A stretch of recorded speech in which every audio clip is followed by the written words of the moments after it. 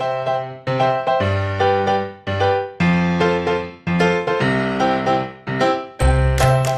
everyone. In the last video, I gave you an introduction to Svetlana Alexievich and the Chernobyl nuclear disaster, and we also talked on Alexievich's book Voices from Chernobyl about the Chernobyl nuclear disaster, about how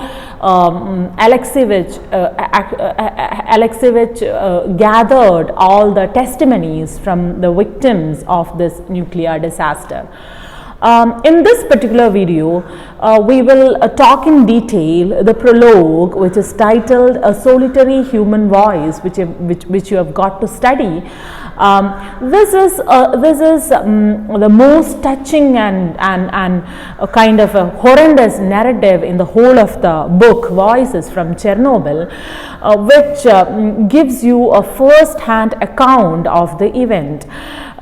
This is a testimony of Lyudmila Ignatenko, who is the wife of Vasily Ignatenko, who was one of the first firefighters who reached the station and tried to extinguish the fire at the reactor 4 of Chernobyl nuclear power plant, and how he had a very slow and untimely death. The testimony begins when Lyudmila Ignatenko, who is the wife of the deceased fireman Vasily Ignatenko, narrates her life right after the marriage to Vasily, what their life was being newlyweds.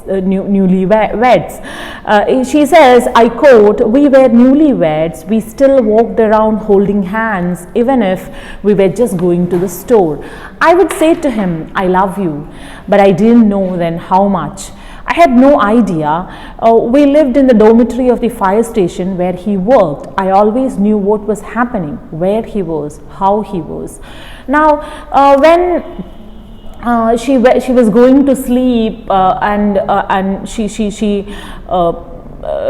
happened to hear a noise. She heard a noise which was when she looked out of the window, she saw that Vasily was there downstairs and he said, "You just close the window and go back to sleep." She just saw flames and not the explosion as such. She does not see the explosion as such. She just saw the flames in the air.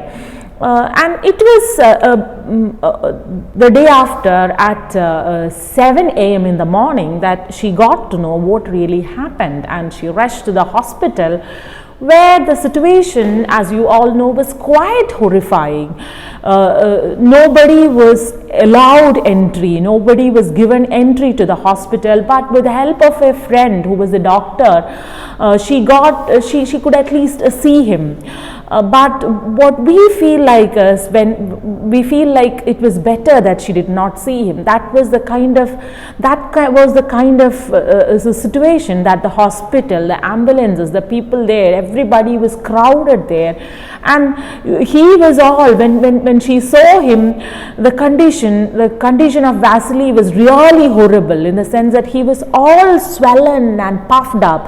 We couldn't see his eyes, and what happened afterwards is people began to die. People began to die one after another. See, you have doctors, nurses, other orderlies, even one cameraman died. We did not know. All of those people who were surrounded there, they did not know what was the reason behind this death. It was, of course, the radioactivity. That the reason was at that moment not known. It was later on that people came to know that it was because of radioactivity that these people were dying one after another. Now, it is at this moment that we come to know that Lyudmila was expecting their child. She was pregnant, and Vasenka, when he saw her, was shouting at her to go back home, to leave the place, to take care of the child, because for Vasily there was no hope at all in this life. But for Lyudmila, she could at least go and take care of their kid. and with the help of, but Ludmila, for that matter, because she loved her husband so much, she was not ready to forsake, she was not ready to abandon her husband in such a crisis that he was having in his life. Now, with the help of her friend Tanya Tibanok, who also came there in search of her husband with her father, and they went to the nearby villages, and they gathered bottles of milk, because milk was what these victims needed. But when the milk was given to these victims, they began to puke, they began to throw up terribly because of this milk. So nobody there was aware of what was happening. Nobody knew that it was because of radiation that all these things were happening.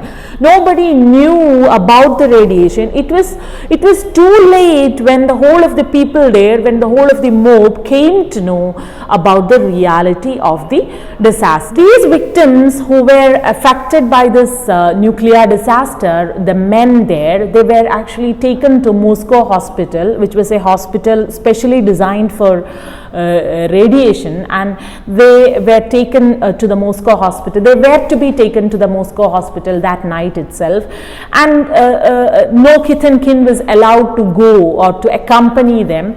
And as the relatives began to create tantrum, they began to shout at the doctors, they began to create all kinds of hullabaloo, because they wanted to accompany these their loved ones to the hospital.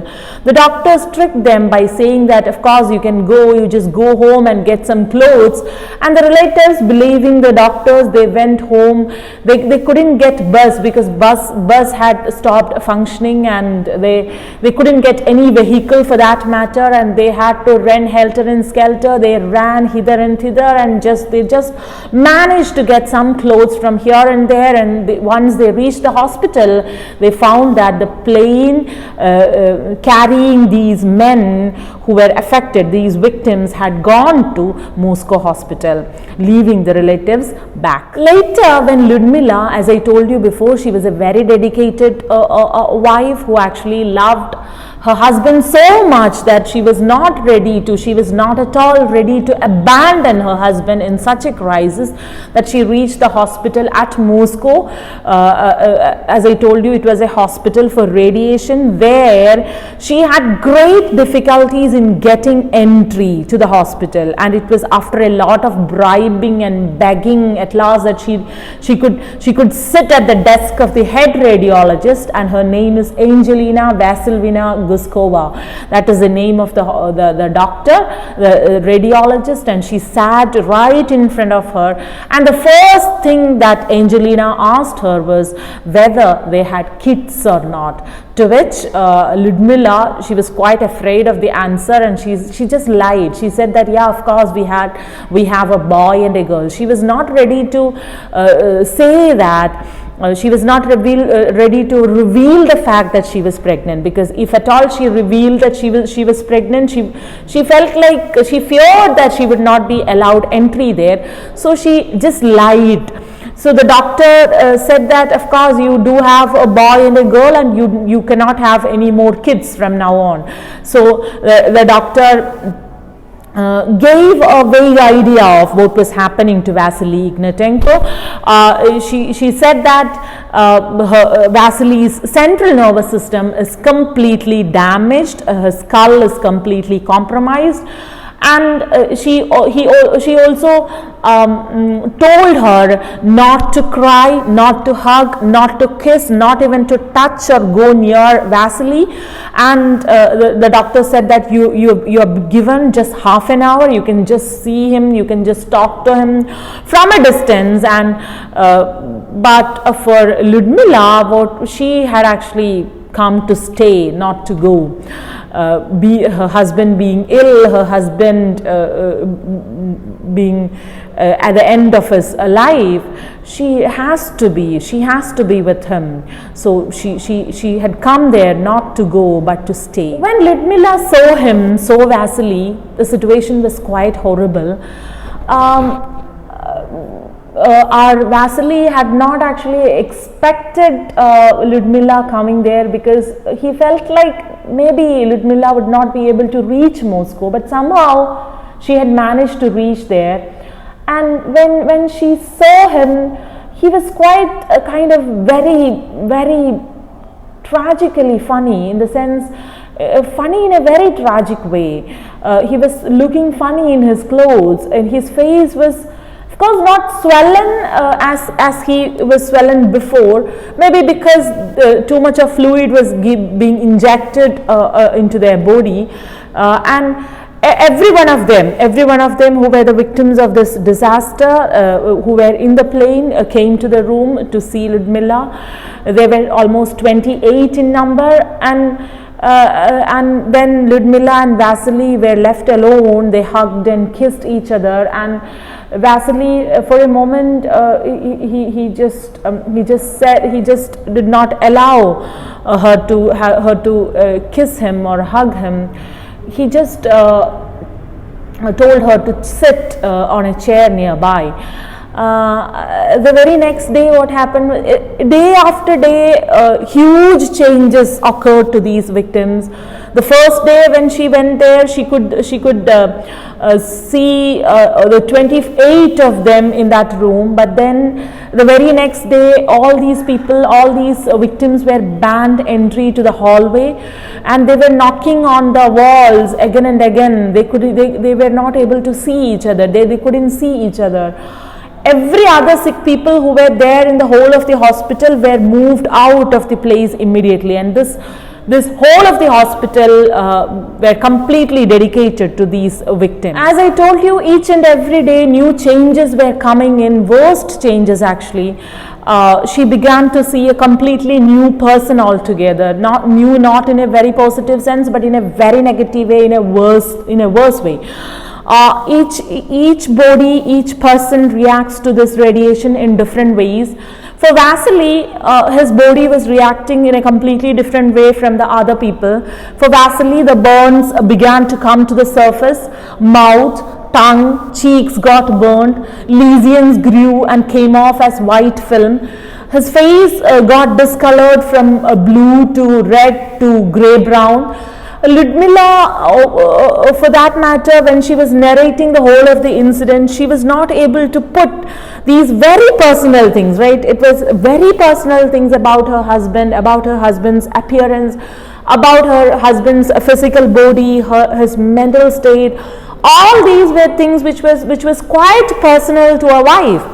And for a wife to narrate about her husband's tragedy is something which one cannot do, something which one cannot actually. She was not able to put things into words. She said that there was no time for her to think. See, she did not even get enough time to comprehend what was happening. She could not get. She didn't even get time to cry, to get used to what was happening, right? If a person falls sick, you get used to it, right? Now what happens is, this was something which happened all of a sudden, that you do not get time enough to see what is it. You do not get a clear picture of what is happening. You just would be completely in a very confused sort of a mind. The change that was happening to Vasily was so fast and so tragic and so worst that she was not able to take things in. Of course, in between you do have some romantic moments, though tragic. You do have some romantic moments when they did celebrate a few moments, the V-Day. They did celebrate the V-Day when they talked about their life before, when Vasily was saying, like, I had promised you that I would be taking you to Moscow to celebrate the V-Day, and I would be gifting you with flowers. And Vasily somehow had managed to get some carnation flowers, and had somehow managed to, from a nurse, he had managed to get some flowers, and he gave it to Ludmilla. Those were moments when they were so very immersed in themselves, in their own private affairs, in their own private love, where nobody from outside do have an entry, where all the distancing norms that the doctors and the nurses had actually put on them were completely taken away from them. They forgot all these warnings that the doctors had given, the distancing warnings that the doctors had given. Of course, you do have some romantic moments at that time, though moments are filled with sadness, filled with sort of a melancholy. Another worst part happened when we're taking the whole of the condition, not in a private sense, not in the personal life of Lyudmila and Vasily. When you're taking things in a very general sense, what happened was that in the hospital, all the orderlies who were on duty, or who were the staff, they refused to take care of these victims because they demanded that they need protective clothing. And what happened was that because these people did not take up the duties, the soldiers, it was the soldiers who were doing the duties in the bio chambers. The soldiers carried the sanitary vessels, they wiped the floor of all the blood, the stool, the puking, the mucus, everything. They were the people who did the groundwork. They cleared everything, they cleaned everything, they were taking care of these victims in a very kind of very perfect way, because they did not know the technicalities of taking care of a victim like this, but they did their maximum to take care of everybody who was nearing death. So every day what happened was that she could hear somebody has died. Every day I would hear dead, Tishura is dead, Titinok is dead. This was, she would, the names would change, but the word dead remains the same. Now coming to Vasily's physical condition, Lyudmila describes that he was producing stool 25 to 30 times a day with blood and mucus. His whole body was covered with boils, and skin had started cracking on arms and legs.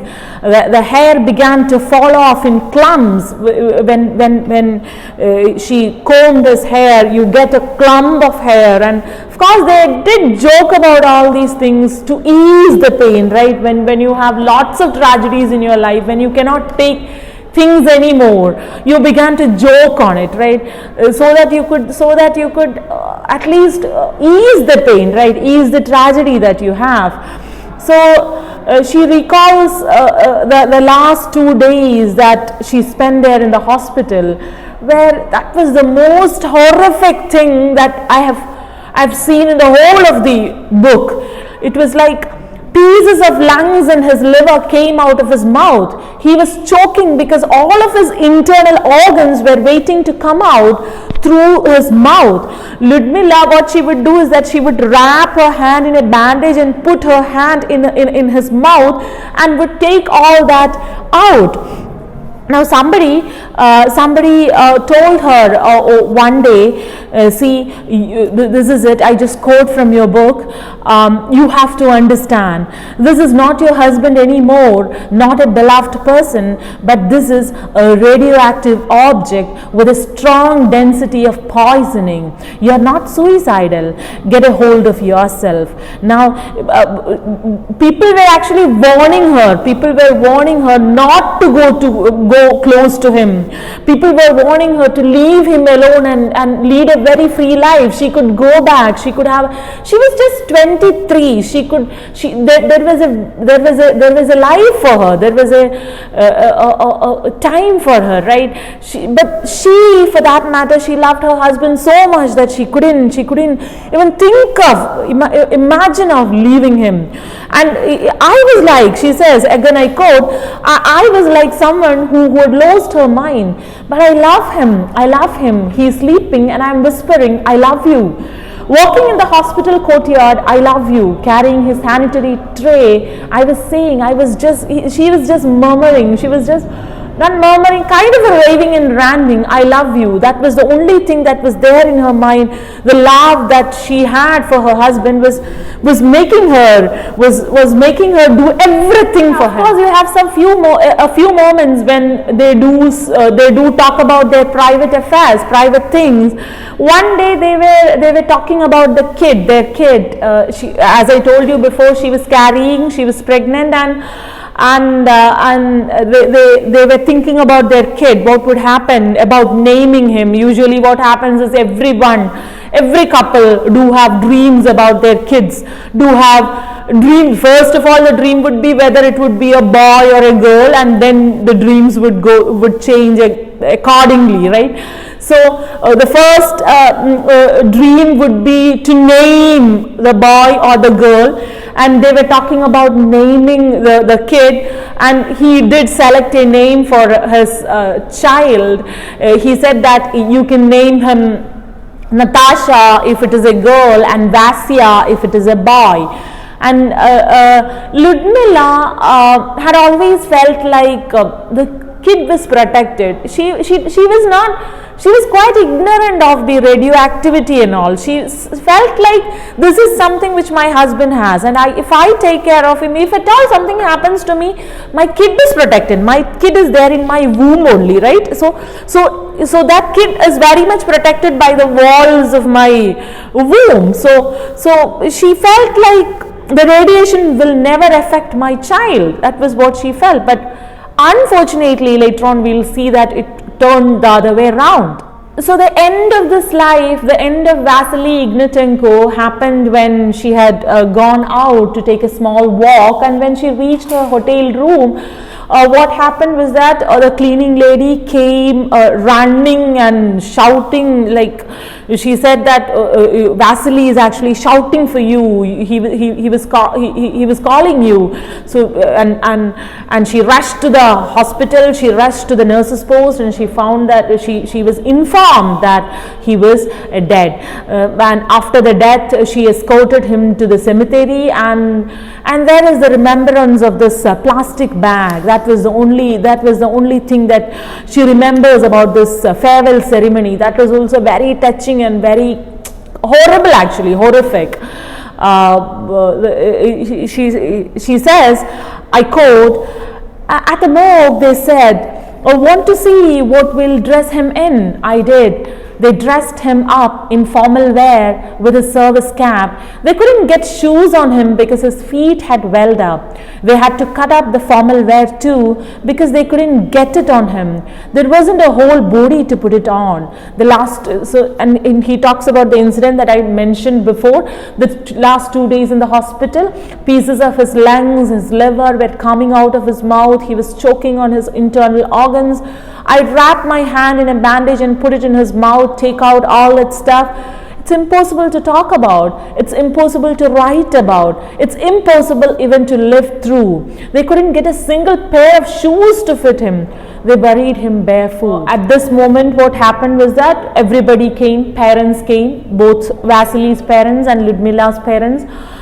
But then another issue came. Authorities would never hand over the body to them because that body was a radioactive object, not a person with feelings, with dreams. For her, Vasily was a person filled like any other human being, her husband. Both of them had drummed a lot about a life that was there for them. They had so many dreams, they had so many happiness to share, so many sadness to share. But then now all of a sudden the authorities say that this is not a man, this is not a human being, this is not even a corpse, this is a radioactive object. You cannot touch it, you cannot bury him, you cannot do anything with that. So they say, I quote, it's impossible for us to give you the bodies of your husbands, your sons. They are very radioactive and will be buried in a Moscow cemetery in a special way, in sealed zinc caskets under cement tiles. And you need to sign this document here. That is the only thing yet you should do. Everything would be taken care of. The rest of it, you will never get to see your husband. And to his parents, they were saying like, you cannot see your son, you cannot bury him. So this was the condition, this was how authorities reacted, and authorities did not have any other choice except to do it that way, because radioactivity is something which would spread, right? So if at all anybody got indignant and wanted to take the coffin back home, they were told by the authorities that the dead now, they were the heroes, and that they no longer belong to their families. They were the heroes of the state. They belonged to the state. So you as a parent, you as a mother, you as a father, you as a son, as a wife, do not have any say on the person's body. It belongs to the state, and that is the extreme thing, or that is the only thing that the state could do. Otherwise everybody would become arrogant, everybody would become so adamant to take the bodies home, which the authorities could never allow, because the body is never a body. Instead it has turned out to be, or it has transformed to be, a radioactive material. After the burial, to everyone's shock, Ludmilla, we do not know what happened, maybe because she was so tense, she was so stressed out because of all these events that was happening in her life. She was just 23 years old, in such a prime age. She just slept. It was a shock for everyone. She slept for 3 days. And later on she gave birth to a baby girl, and she named her Natashenka. But then there was some hope, right? Some sort of a greenery was coming to her life after the death of her husband, with the birth of her child. Some sort of a hope, some sort of a greenery was entering her life, that maybe destiny had something else in store. She had cirrhosis of liver and congenital heart disease, and she died just 4 hours later, 4 hours after the death. Again, you have the same fate. The same fate as that of her husband, that the authorities would never hand over the body. The body was never handed over because the child had turned out to be radioactive. That means Vasily was radioactive, and Ludmilla in turn had transformed to be radioactive, as a result of which their child too. Now, for all these people, there is a place named Kiev. She later on she talks about Kiev, a place where there was the government had given her an apartment. Not only her, but those people who were the victims of the atomic station. To all these people, apartments were given in a place called Kiev. That was a big apartment with 2 rooms, which Vasily and Ludmilla had dreamt of, a room. It was a Kiev was a street. There was a street there, a whole street, which is called Chernobylskaya, and the condition in this particular street is very horrible and very pathetic, because those people go to the nuclear station. For them, if the nuclear station stopped working, that would be the end of their life. They had to go to the station for work, because they were not allowed anywhere else. They couldn't go anywhere else. All these people had some sort of bad diseases. Some people turned out to be invalids, but they cannot leave their jobs, because it is that job in the nuclear station that make them move in life, that make them live. See, and what happens is, all of a sudden one man would be walking and he falls and he dies. This is something kind of a routine there. People just would be immersed in their daily activities and they just fall and die. This is something which happens every day, every moment. So as I told you, all these people were afraid of getting the reactor getting closed, because the whole of the world, as I told you in the last video, you have a horrible aura around this Chernobyl people.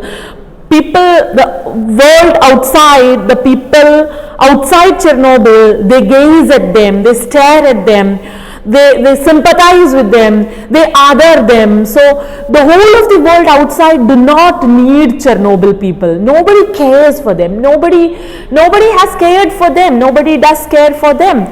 Nobody had actually asked them what they really feel like, what they had gone through, what had happened to them, what they did really so, what they had been through. So for that matter, this particular street where you have victims of this Chernobyl nuclear disaster being confined in the four walls, see, they cannot have an entry to the world outside. That is really horrible. We the people do not accept them. We the people outside Chernobyl do not accept them. This extract is about love, about death, about suffering and trauma of those victims of Chernobyl nuclear disaster, what all trauma and what all suffering they had to go through. And it also talks about the love of Lyudmila and Vasily Ignatenko.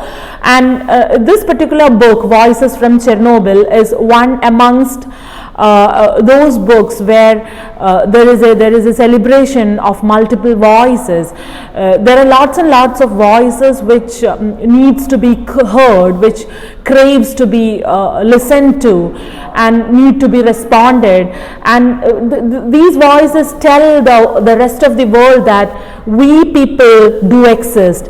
We people, we are also normal people. We are also normal people who are actually on a very just in a day they had actually transformed, the whole world had transformed them into monsters who could be, who were pitied, who were sympathized. So these voices, especially this book, this work, Voices from Chernobyl, talks about those voices, their life, their trauma and their suffering, which the rest of the world need to listen to. Those people who are actually living in the safety of their homes in a very peaceful world, they need to listen to these multiple voices. Thank you.